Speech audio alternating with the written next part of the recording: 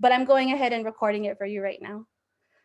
So yeah, so again, I'm just going to repeat that portion because I think it's really important in the beginning of this recording for folks to hear.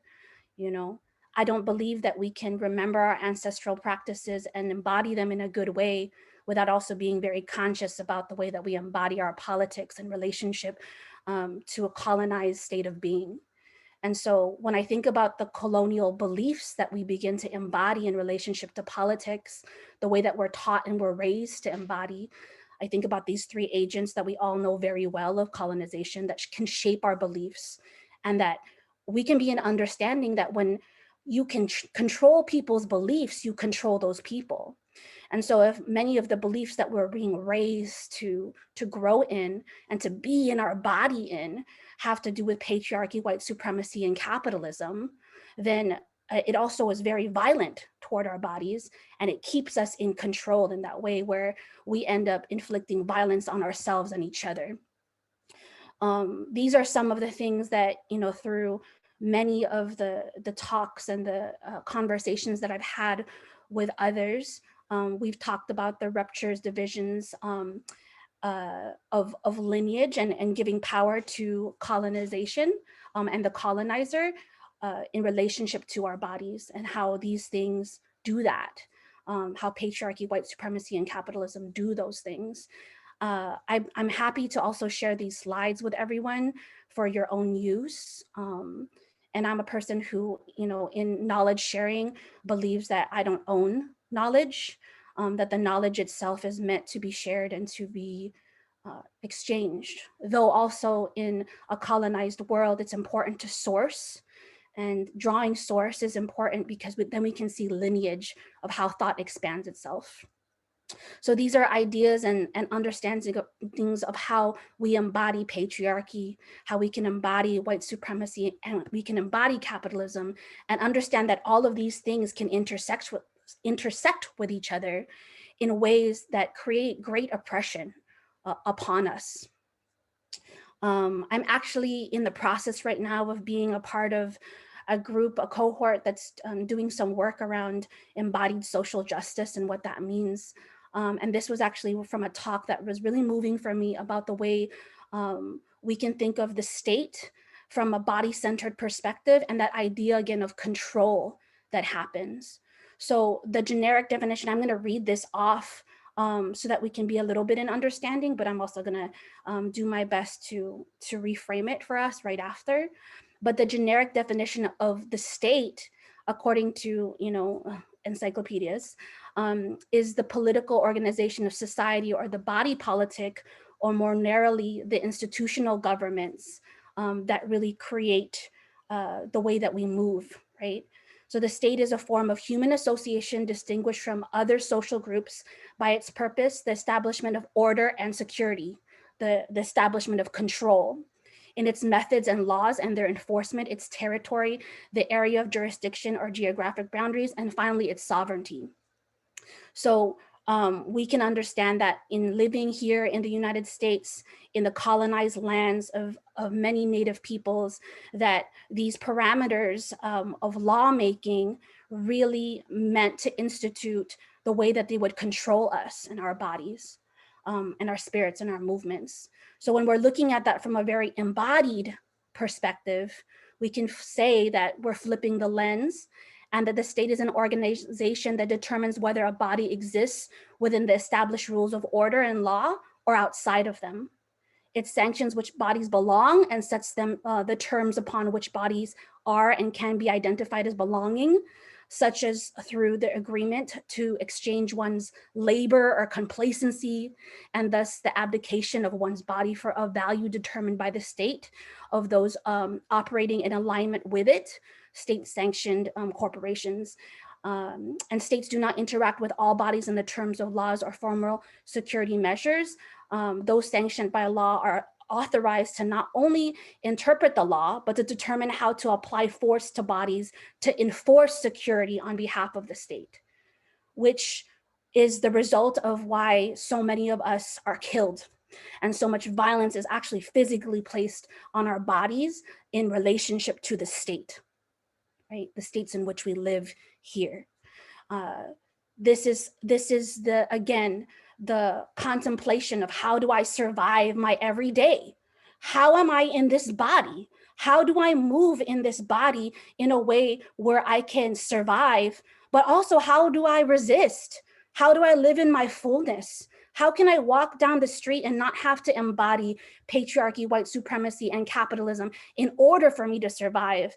And in embodying those agents, in some ways then also diminish my ancestry, in many ways place violence on my ancestry, on my own body, by embodying the colonizer themselves. And with the understanding that all of us do it to a certain capacity to survive. And it is all in relationship to this deep colonial trauma that we hold. The work of Resmaa Menakem, I'm sure, is something that many of you are very familiar with. And he talks about the way that we really treat our body as the place where we live, where our spirits live, and that taking care of the body and understanding how trauma really manifests in it is extremely crucial to the work of remembering.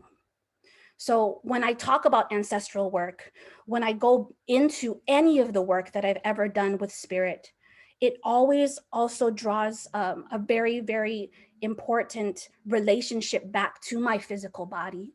And in that draws back a relationship to the physical lands in which I've been raised and I have come from. In becoming a mother, there has been a deep, deep remembering of the mother wound that has been shaped by colonization. That is something that I didn't really imagine I could really be an understanding of in its fullness. But these are the women who actually raised me here in these United States, in these colonized lands. My grandmother is the third woman from the left, and my mother is all the way to the right. And then my two aunts are here. But each of them were my mothers and mothered me in many ways. But so much of the way that they mothered me was very shaped by the way that they were colonized.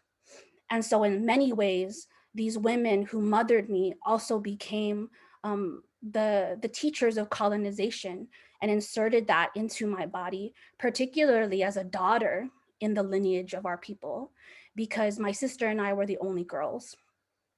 So in the process of just kind of becoming a mother, I'm now 8 months pregnant.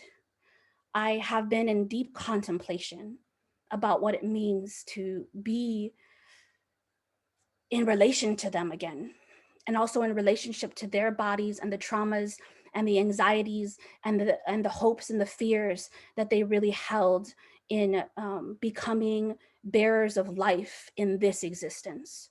What does it look like when we are faced with having to raise a child and not just ourselves?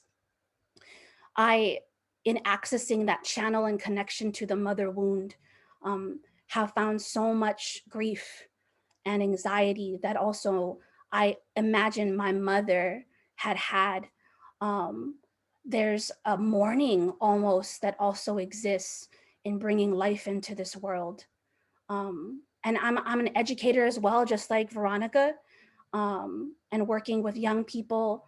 There's so much of what we want to do to like celebrate our young people and really push them forward on their path.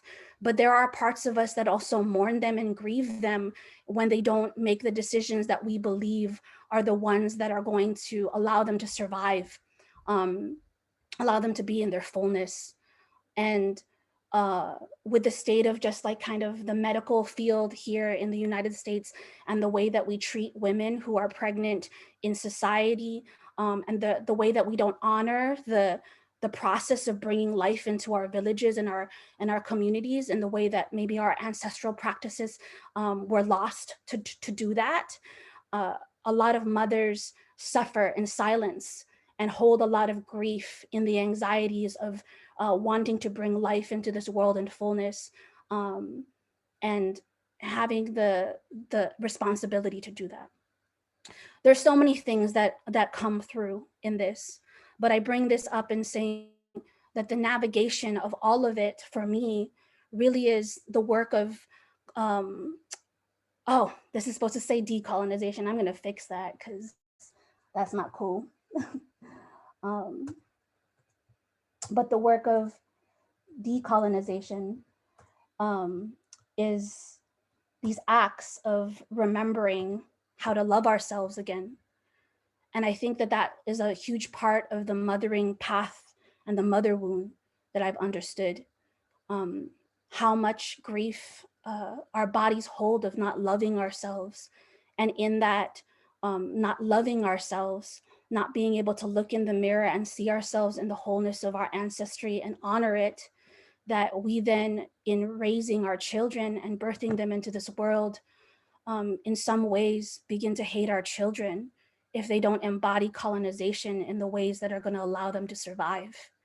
And that is a violent act in that. This is a very complicated thought that I haven't fully allowed myself to speak about yet. And so this is the first time I'm speaking these words. And I want to say that they're very complicated and they are not concrete, but they are things that I'm moving through and I'm understanding that when we place the embodiments of colonization on ourselves and try to assert them on our young people, on our children, whether they are the children that we have birthed into this world or that we have been giving the honor to help raise, we commit acts of violence on our ancestry and our lineage and deplete the ability for us to return to who we have been. And so another part of the thing I was talking about of the grief is that the idea that I come from loss and erasure, that I don't know where I come from because I don't know the names and how will I connect to them. And for a long time, I felt that really deeply in myself, like I don't know where I came from. And I blame my parents. And again, it's like this violent act of feeling like the violence that was set upon my mother's generation, my grandmother's generation, my great grandmother's generations, who were the ones that really ceded to colonization and became contributors to this colonized existence with pursuit of the American dream, that they actually severed my ability to trace back lineage. And so I speak about coming from loss, though I do know up to my great grandmother. And then beyond that, they don't even know the names of the people who came before them. And so that part of the grief is real.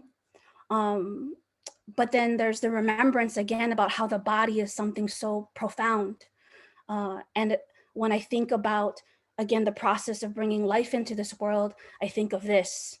And this is a quote from a book that's really important to my ancestral remembering, a part of the work of the Center for Babaylan Studies, that says that genocide is about taking away the bodies, taking away the evidence of violence, taking away the price paid for the riches of colonization, and how the body remembers. And if you take away the body, then there's no evidence of the crime, but the body remembers, the body of the earth, the body of blood, the body of genetics, the body of social thought, social structure.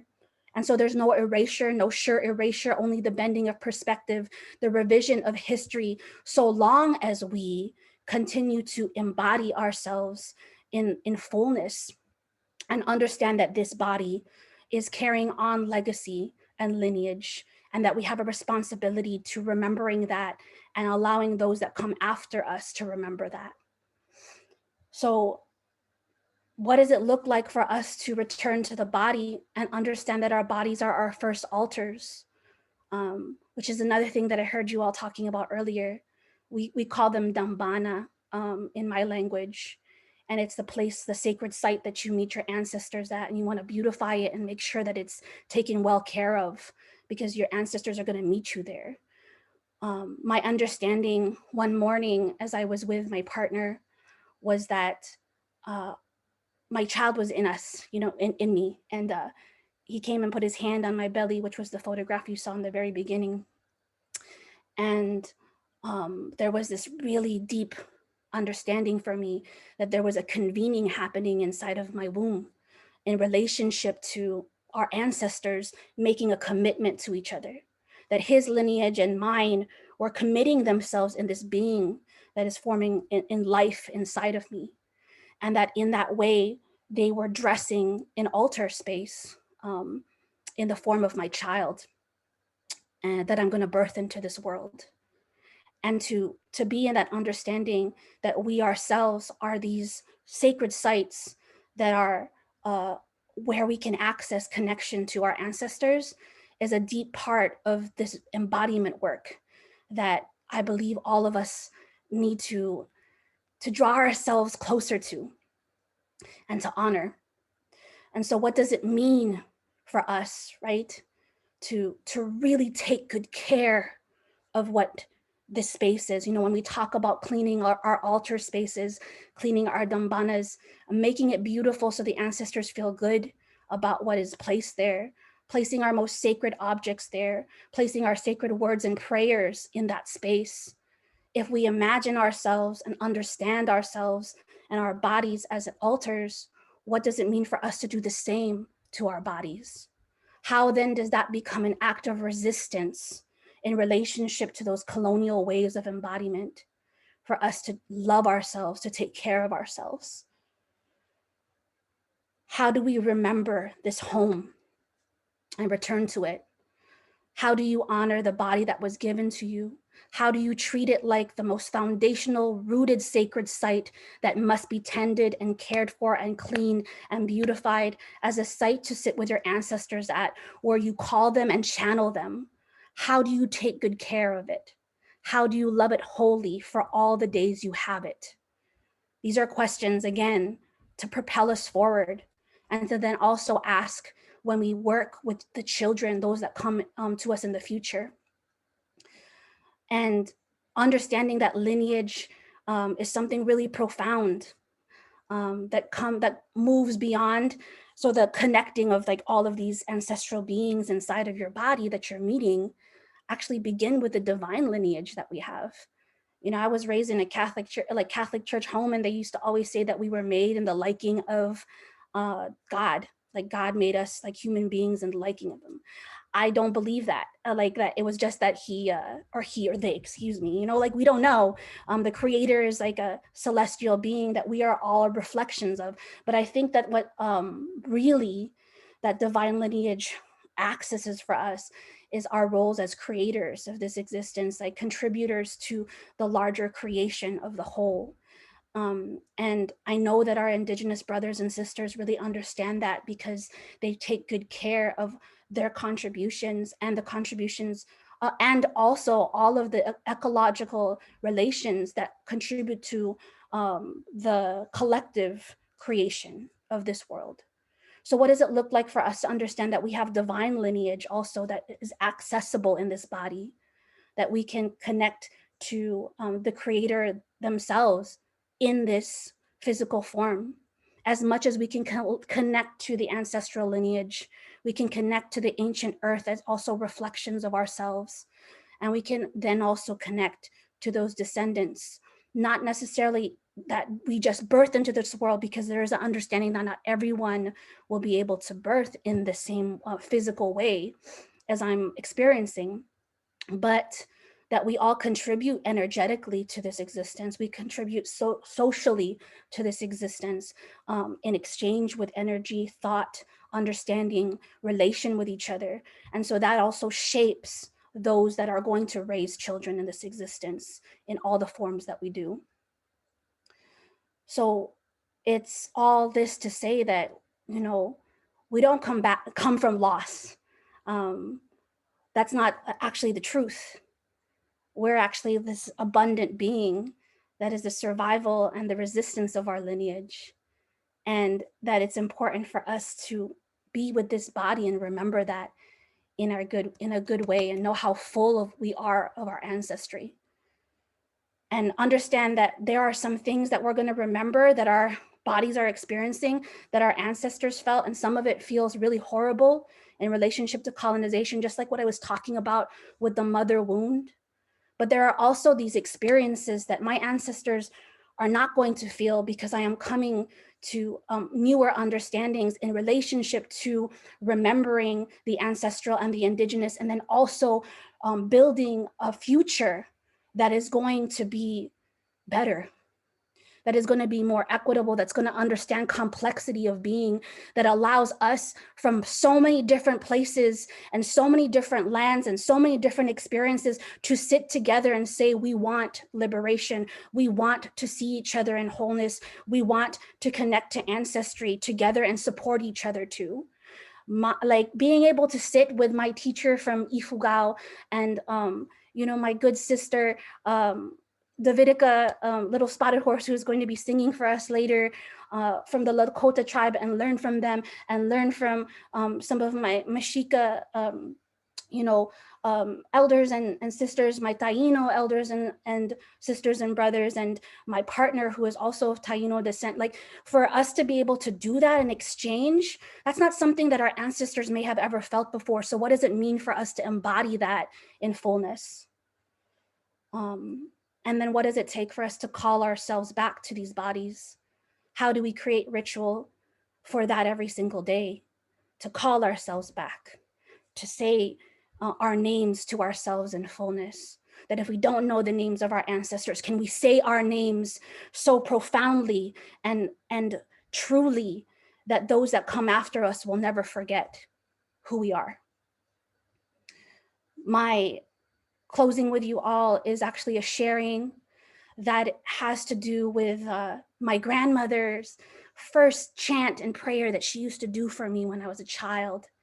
She used to, as we would leave parties, whisper to me. And my grandmother was extremely Catholic, but she had many resonance of our ancestral practices and taught me many different spiritual traditions without naming them, but by the way she embodied. And she would whisper to us when we would leave these parties or these gatherings as a child, and she would say, "May kanintan, di kagbatbati. May kanintan, di kagbatbati. Agawid kami, di kagbatbati. Nalpas kami, di kagbatbati. May kanintan, di kagbatbati. May kanintan, di kagbatbati." She'd call my spirit back to my body. Like, quite literally, she would say it in prayer to me, trying to like bring us back so we wouldn't stay behind from being in gatherings. And this is a practice that I continue to do for myself when I feel I want to stick around and hang out for longer, or when a jarring experience has happened to me, when someone tries to take my energy away, I remember to call my spirit back to this body where it belongs, and it lives, and it's home with my ancestors. So my very last part of this closing is to share this beautiful poem, again by my teacher and elder Mila Angoluan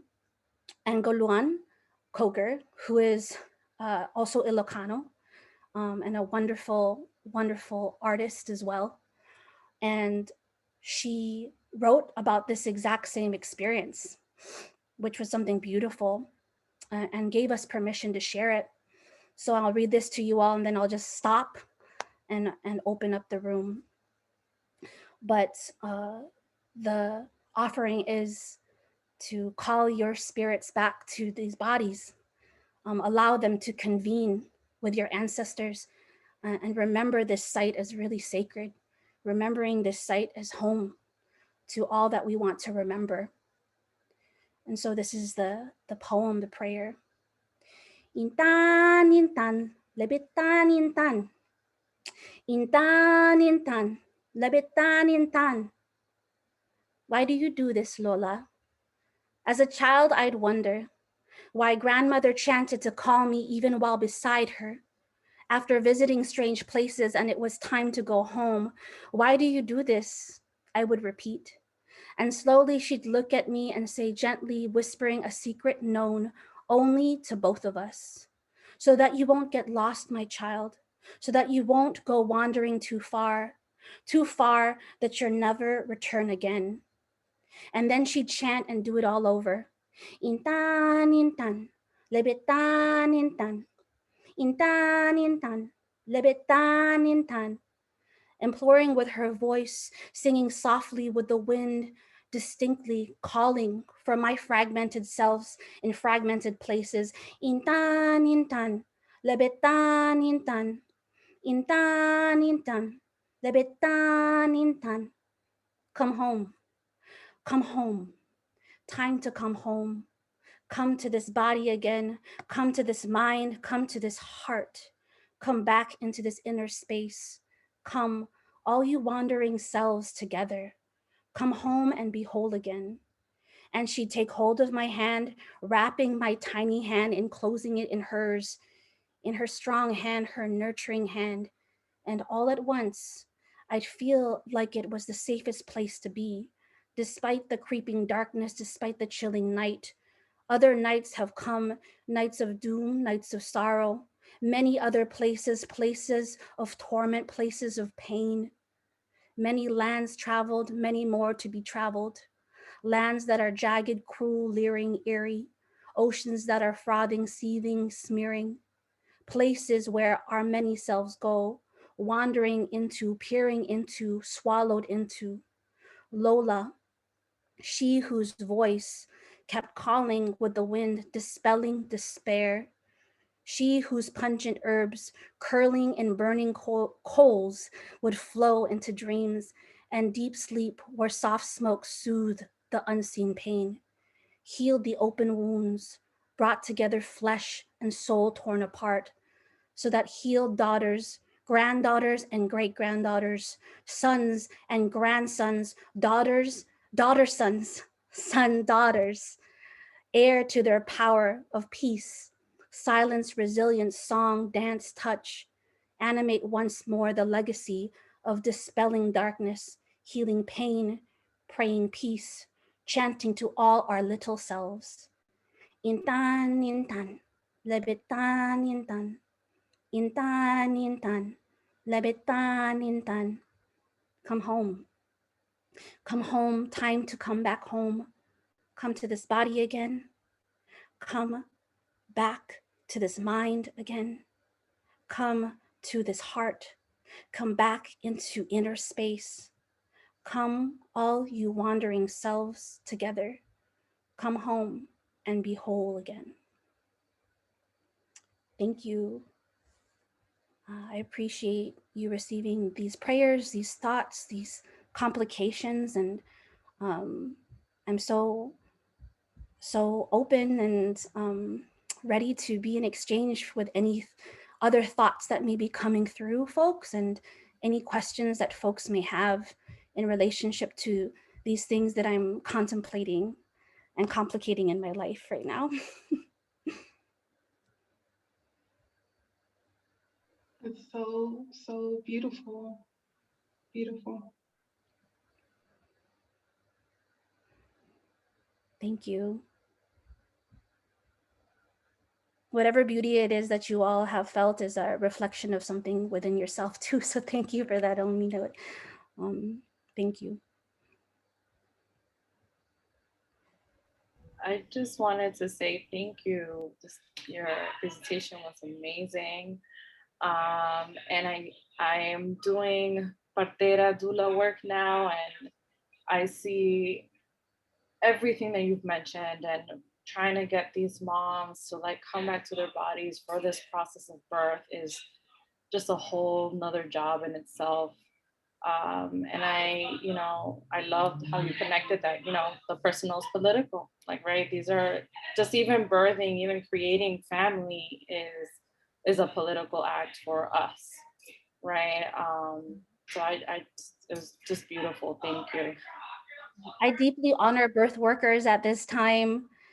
So many babies are being born because we also know that so much death has happened in this existence. So the cycles are being very present, and many folks are being sacredly called to deepen the work of birth work ancestrally. So I feel so grateful for you to share that you are a birth worker, and in that I celebrate you and all birth workers that are doing that deep work. I have 3 really beautiful friends in my life who are birth workers who have been holding me deeply in this process of mother transformation and remembering. And so I honor you as well.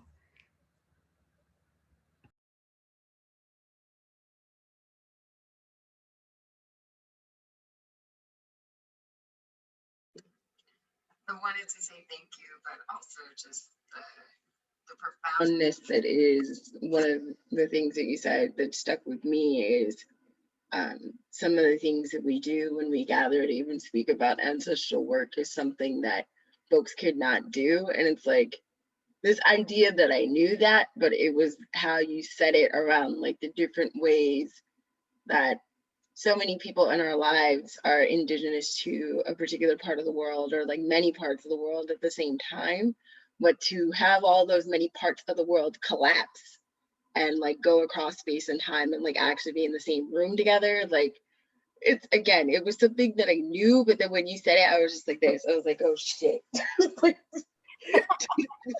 I'm in my bed, so I literally was like, I need to lay down in the best way possible. Like that was super, super profound for me, and I'm deeply appreciative to have like also like bared witness to like this whole this whole conversation that you gave us, this offering, especially like considering the stage that you're at right now. Like, thank you. Thank you. And when I think about that too, Veronica, I think about conveners like you who convene people, you know, from different places. Like that's like your act of doing. And so for you to be like, for it to hit you, and also understand that you're a person who actively works to make those connections in the same way Almina's doing by inviting us all here to speak from all of these different walks is like, that work is so important. And this is what I'm saying, like, you know, when I come to these spaces with everyone and I know that everyone who is here is doing work, it's like some folks, you know, feel really scared about like bringing children into the world right now. You know what I mean? And like, I know that you as a, Absolutely. yeah, you know, and I know you as an educator, like know that feeling too. We fear, like what I was saying earlier, like we fear for our kids. Sometimes we mourn them before we can celebrate them. You know what I mean? And so like when we do this work and we come together in this way, like it's a reminder that we got some good shit going on, y'all. You know, there's so much to live for. So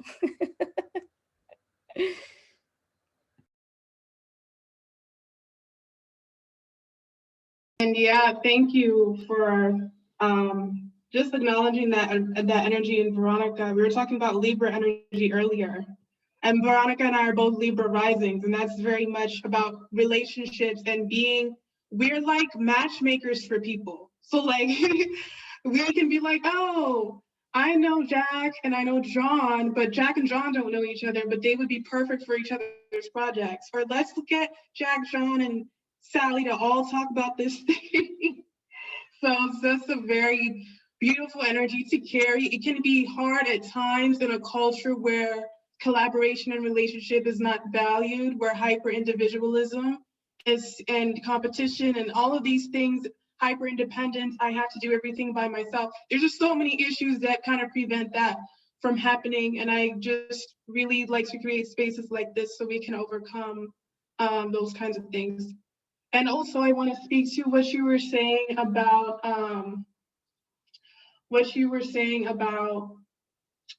the body and like the fight or flight and it's like war, like just the colonial stuff. It does feel like war. And Jael, I know you weren't on earlier, but I was sharing how I just I made the decision to drop out of school, and it felt like being at war because the colonial structure of a lot of the mental health frameworks felt like violence against, you know, the indigenous models that I've been exploring. So I had to leave because my resonance and my identification with the indigenous models was so strong. When I would read these, you know, some of the things that they would say about people of color, some of the things they would say about queer people or how to go about certain things, when I would read about the policies that involve police and mental health, just so many different things, ethics that differ from different people of color's ethics, why Asian clients are stereotyped for this, Black clients are stereotyped for that. It felt so violent to me. it felt violence in my body. I was getting drained. I'm still drained, honestly, now. But my ancestors have been giving me strength as I've like moved out from that space, and I need to carry that strength into Imani and the work we're doing here. And that war against the physical body, just the decolonial stuff is very real. And people think violence is always like somebody physically hitting you or whatever. It doesn't, violence doesn't only take that form. It can take a lot of forms. So I wanted to name that. Yo, that is the realest, Elmina. So I actually also, decided that I wanted to go back to some type of learning environment as well. And I ended up, because of all the grief work that I've been doing, when you're doing activist work and you're doing ancestral work, it's grief work. That's just what it is. It's death work. And being an educator also can be very deep grief and death work, particularly if you are, in service to and in growing of our young people who reflect us in this existence and have to combat colonial violence in the ways that we have had to in different forms. But I digress. But I'm just saying that, like, I also decided I was going to go back into some type of learning environment. So I had signed up to go to school for death doulaship, because there was a program that I was told about that had a BIPOC scholarship. So I applied for it. It was through INELDA. I don't know if any folks know about this organization, but it's it's like the international, like, end of life doula learning association, or I think that's what the definition means. But I went into it, and woo, yeah, straight up violence. Straight up, just like the facilitators were just so like an embodiment of white supremacy and in so many forms. And when we tried to address it as people of color in the space, there were like, I think that there was like, I don't know, like hundreds of people that were in this, but there was only like 10 BIPOC folks in the space. And we created we kind of galvanized with each other as we were like moving through our relationship to the way the facilitation was so colonial. And the facilitators themselves were being extremely violent when we tried to address equity and inclusion issues. And like, I quit too. I was like, F this. Because then they were trying to talk to us about like us, oh yeah, it's because we need you all. We need you to be the ones to come through and change and let us know how to do it, right? So they're like, oh, we want you to teach us white people how to do this better. We want to extract from you. And I was just like, nah. You know what I mean? Like, oh, you want me to, that's why you gave me the scholarship, because you actually want to extract my wealth of knowledge and my ancestral knowing. No, thank you. I'm out.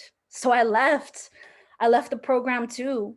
And I think about, and what we began speaking about is like, how do we, like, this Libra energy, create the relations and create the convening spaces that will allow us to do knowledge shares with each other and support each other as community who are returning to our ancestral knowledge and practices to support and serve our communities through death work, birth work, healing work, ancestral healing work, ancestral connective work. Like, how do we do that without feeling like we have to insert our bodies and our spirits into these violent institutions who really are only progress because they're extracting from our communities. So Elmina, totally on the same wave, totally on the same wave. KR, is that a hand raise? You can go ahead.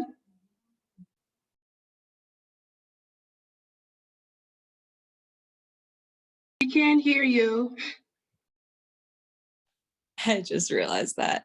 Thank you. Hi y'all. This has just been so there are just no words, and I'm just gonna leave it at that for how like abundant this space makes me feel hearing you all speak. And I'm just so grateful this space, and in response to like this topic of, you know, white institutions. I'm just so grateful that this is a conversation that I'm hearing from other people, because I've been in conversation with my friend and my co-organizer Fatima Mann, you know, about this as well, where like we really need to figure out ways to not, you know, have to go through these traumatic certification processes from these white systems. And I just think that this space itself is just such a beautiful step in that direction, because, you know, just thinking back to like the beginning of the session, Almina, when you were talking about, you know, so much of what you were saying, like this is a thought that I had before, but there's like a lot of thoughts that I've had before that I'm so grateful to all of you, because you're making me add so many layers to them.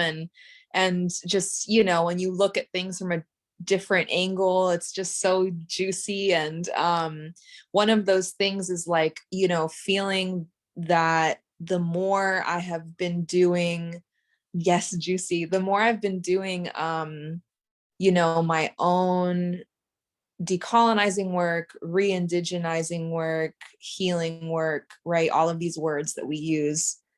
And doing that specifically, right? Doing all of this learning, all of this healing that I've done has been in community. You know, I definitely am grateful for the learning that happened in the white institutions that I've been to, but I think that's a different kind of learning, right? Because there's a lot of survival learning in order to like figure out how to get the thing that we need from that was stolen from us, essentially, right? How to get it back by playing their game. And it gets frustrating, because at some point, and I think I'm hearing that, you know, several of us in the space are like, you know, I'm also in a space in a different way of like, how do I get out of this institution so that I can pour my energy, you know, in the places that I'm being very much called to, right? And so, yeah, I know my thoughts are all over the place, but so much of what Almina, you said at the beginning, you know, made me think about how all of this personal journey I've been on has really made me feel like I am a therapist, you know, in some ways, or like a doctor, right? Or, you know, I've more recently been warming up to like calling myself a healer. And we have all these like colonized concepts of what these words mean, right? And who is qualified to like, quote unquote, call themselves these things. And I'm just really grateful that this space, from what I understand, I'm still learning about this space and, you know, your like, quote unquote, objectives and all of that. But it just seems really cool because, you know, I think that making these connections between those of us who have these like white certifications and white titles, right? We can use them to our advantage while also, you know, creating relationship with people who can't go through those systems or won't go through those systems, right? But still have value, right? Still have something to share with us. I think that's a big way that knowledge has been colonized in general, like the concept of knowledge that like, only certain people have knowledge worth learning, and it's very one way and transactional. Okay, I'm gonna stop there because there's just so much going on in my brain, and thank you all so much for all of it. I'm really, really, really grateful. Can I just respond to that as my last thing, Elmina? Go ahead, yes. Oh my gosh. So I was invited to speak at Columbia University for this thing. I think it was like a year and a half ago, that was all about the institutionalization of ancestral healing. And I think that they thought maybe I would be someone who had some support around that. But they were very wrong about it. And I got into kind of a thing with a law professor that was on the panel with us. because he started to like say to me, you know, don't you think that it would be really important for you to be legitimized and for you to have some type of certification or something that could make sure that the people who come to you, your clients, would be in a position of knowing that you're not a quack, is what he said to me, right? Yerp. And I was like, oh. And my response to them was like, I don't need a piece of paper or institution to legitimize what it is that my ancestors like are breathing through me. The only legitimization that I need is from my family and my community and those that have raised me in my ancestral knowing and have helped me to walk in an honorable way. And that, like, so just coming back to what you were saying, KR, about, you know, how our community like heals us in that way. Our community also like uplifts us, empowers us, and shows us who we are. And so if people want to know who I am, if people, I'm going to curse, if people want to know who the fuck I am, then they can take a look at who I roll with, because they will be the ones to let me know. And actually, Veronica's like honorable way in quotations. That's actually something that really, I repeat this all the time. And it's so funny because Davidica just came into the room, but Davidica had said to me once when she was in my kitchen and we were talking with each other that, you know, there's no right or wrong, there's only honorable and dishonorable. And I hold that so true. And Davidica, you know, I echo that all the time, you know? But yeah, our honor is a reflection of those that gather with us.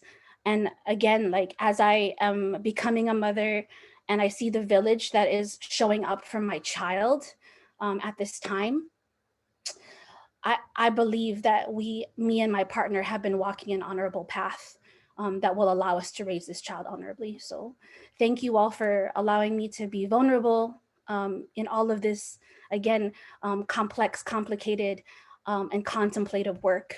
And thank you for sharing of yourselves.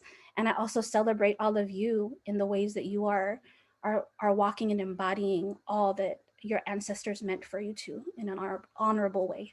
And thank you, Almina, again for having me.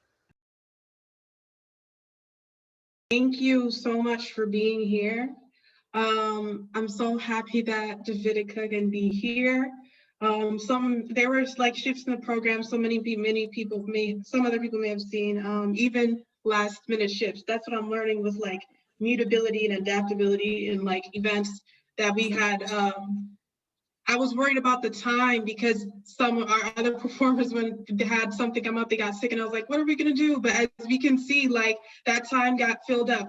We didn't start that late. We started like 5 minutes late, but the time got filled up organically through the, you know, through our conversations and through the sharing and through all of that. And I know it's a Sunday and people gotta get to where they have to go, but I like to close things and music and art and those types of expressions, because it's through the music and the art that we can kind of sync in vibrationally what we may have processed and all of the things that may have come up in the conversation today. So hello, Spotted Horse, you can give your introduction about who you are, any of your passions, and just, you know, a little bit background about you, and then you can sing and let us know what you'll be singing today. Thank you so much for being here.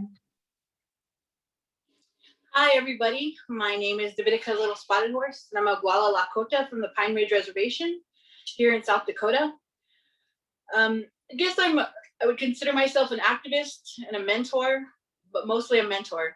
And I'm an artist. I do beadwork, I do drawings and music, songwriting, but most, I guess my passion is in music. And I believe that music is a tool for healing and a tool for expression, a tool to be able to get out the feelings that you have inside that you wouldn't necessarily say just openly to a person directly, but putting it to music makes it a little, I guess, easier to express. And I feel like music is a main tool that we've used throughout our generations. I know with my people, I'm in Oglala Lakota. I know people out there say Sioux, but we don't like that, but that's how most people know us. but as an Lakota, it's in our culture and our tradition, our heritage, our ancestors use music to express themselves, but also for ceremony, for prayer.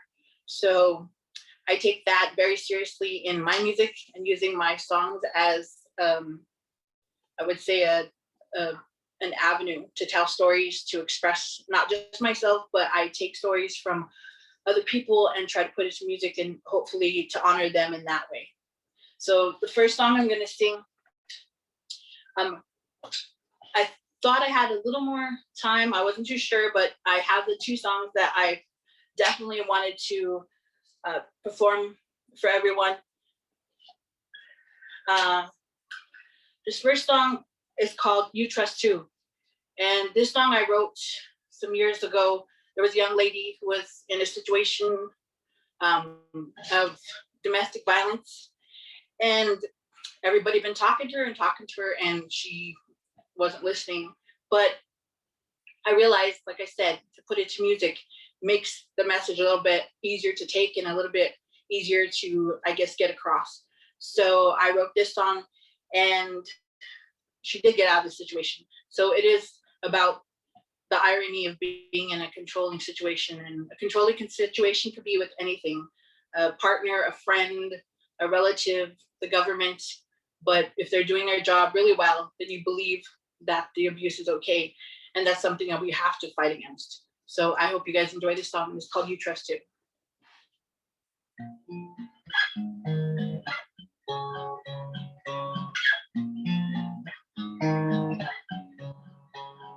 I hold on to you tight when you push me away. I'll make you listen to me, though I have nothing to say. My promises are empty, they don't mean a thing. But if you just believe me, I promise that I'll say, I love you, you trust you. You made me believe that I hurt you. You were broken when we first met. I won't try to change you, my lovely.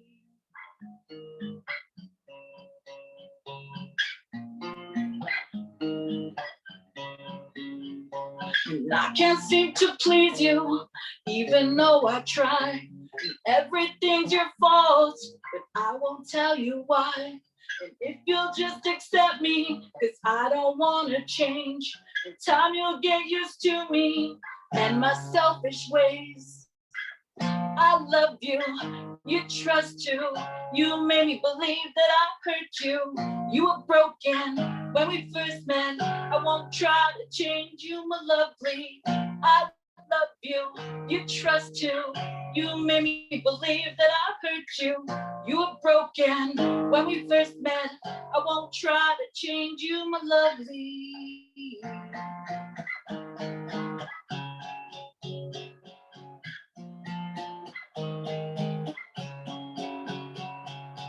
I love you, you trust too. You made me believe that I hurt you. You were broken when we first met. I won't try to change you, my lovely. I love you, you trust too. You made me believe that I hurt you. You were broken when we first met. I won't try to change you, my lovely.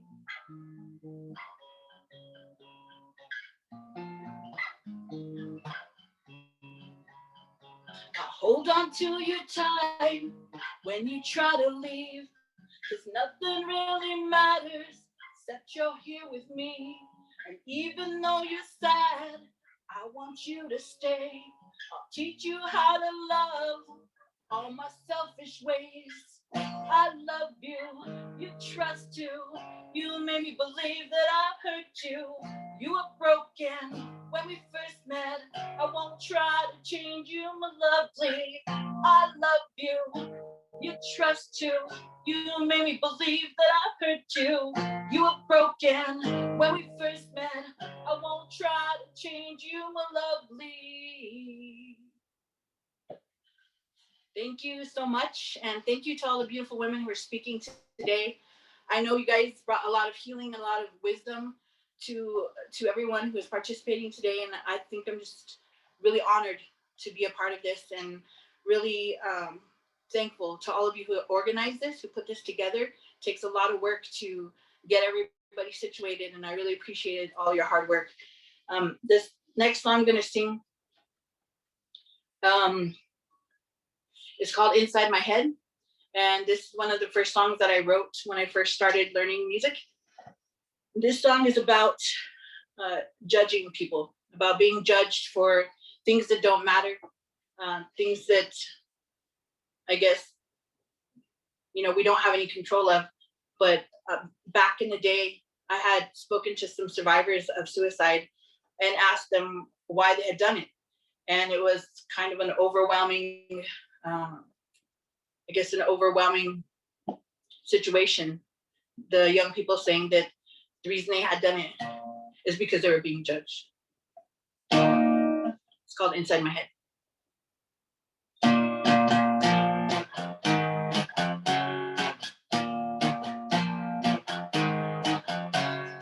walk into the room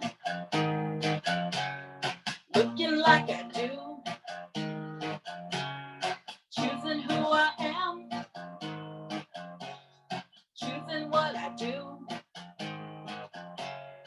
I don't even know who I do it for. All I really know is I don't care no more. And I can't get away from these thoughts inside my head, telling me I'm wrong and telling me I'm bad. I push them away, but they keep coming back. And I can't get away from these thoughts inside my head. I'm sitting in my room, staring at the floor, wondering why they're always wanting more. Everything I do just ends up on the floor. But do I give up or do I give them more? And I can't get away from these thoughts inside my head, telling me I'm wrong and telling me I'm bad. I push them away, but they keep coming back. And I can't get away from these thoughts inside my head. I keep on telling myself I don't give a damn. You can say what you want, cause I don't give a damn. You can say what you want, cause I don't give a damn. I can't get away from these thoughts inside my head, telling me I'm wrong and telling me I'm bad. I push them away, but they keep coming back. And I can't get away from these thoughts inside my head. Passing us by, looking like they do, talking how they talk, making fun of you. No matter what you say, we both know the truth. They're thinking in their heads they wanna be like you. And I can't get away from these thoughts inside my head, telling me I'm wrong and telling me I'm bad. I push them away, but they keep coming back. And I can't get away from these thoughts inside my head. Help me get away from these thoughts inside my head. Thank you guys. Thank you so much for allowing me the opportunity to share some songs and share a little bit of my story and sharing this good energy. Thank you, and I appreciate it very much. And hopefully we can work again together. Have a good day. Thank you so much. You too. Bye. Everybody for coming. You all have a great Sunday, and we will get these recordings to you when we can, in divine timing, because I don't want to be like, oh, we can get it this day, and it's just I leave move for the divine timing. And I hope to see you all at part 2. And I hope that this information was nurturing. And please, feel free